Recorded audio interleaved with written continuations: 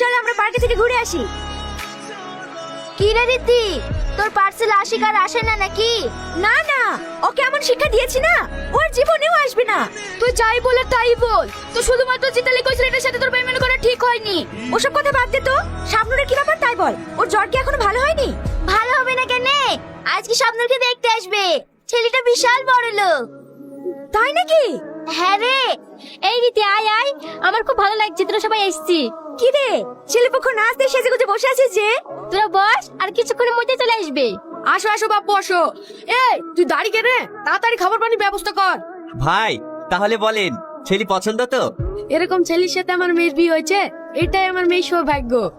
না না কাকা, আপনার মেয়ে সৌভাগ্য না, আপনার মেয়ের দুর্ভাগ্য। ও বড় লোক না, ও হলো একটা মস্ত বড় চিটার।